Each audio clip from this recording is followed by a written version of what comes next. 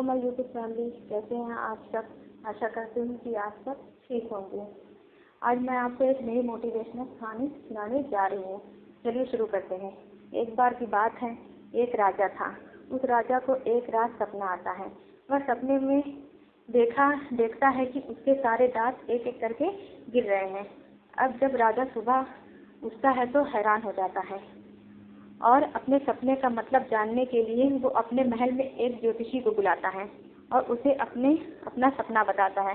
ज्योतिष राजा का पूरा सपना सुनने के बाद राजा से कहता है कि सपने का मतलब यह है कि आपके परिवार के सभी सदस्य आपकी आंखों के सामने एक एक करके मर जाएंगे।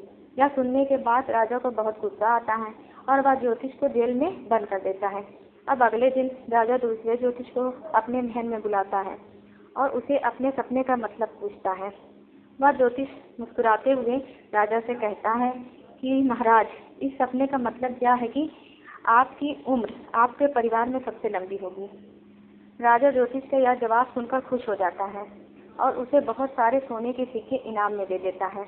दोस्तों, दोनों ज्योतिषी का कहने का मतलब एक ही था, लेकिन कहने का तरीका अलग अलग था। शब्द अलग था, लेकिन मीनिंग एक ही था। इसी तरह अगर आपके पास बोलने का सही तरीका है, बात को बोलने के लिए सही शब्द है, सही अल्फाज है, तो आप नेगेटिव बात को भी पॉजिटिव तरीके से बोल सकते हैं। बिल्कुल इसी तरह एक बार एक अंधा आदमी रास्ते पर भीख मांग रहा था। उसके पास एक कटोरा रखा हुआ था और उसके साइड में एक व्हाइट पेपर पर बड़े बड़े अक्षरों में लिखा हुआ था कि मैं आंखों से अंधा हूँ, मुझे कुछ दान करके जाइए। शाम तक उस कटोरे में सिर्फ कुछ ही सिक्के लोग डाला करते थे। एक बार एक आदमी ने उस अंधे को नोटिस किया।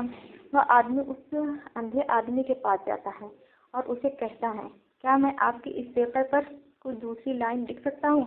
अंधे आदमी ने परमिशन दे दी। उस आदमी ने पेपर को पलटकर उस पर दूसरी लाइन लिख दी और वहां से चला गया।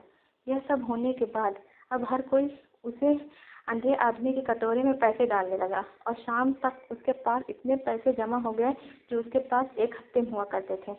जब शाम को वही आदमी उस अंधे आदमी के पास आया तो अंधे आदमी ने उस आदमी से पूछा कि तुमने इस पर ऐसा क्या लिखा है जो लोगों ने तुम्हें इतना सारा दान कर दिया।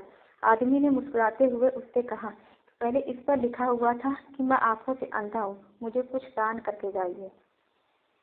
मैंने उसे पलटकर यह लिखा कि आज का दिन कितना खूबसूरत है, जिसे आप अपनी आंखों से देख सकते हो, लेकिन मैं हूँ। बस मैं यही लाइन लिखी थी। दोस्तों, कहते हैं कि इतना भी मत बोलिए कि लोग आपके चुप होने का इंतजार करें, बल्कि इतना सा और ऐसा बोलिए कि आपको लोग दोबारा सुनने की चाह रखें।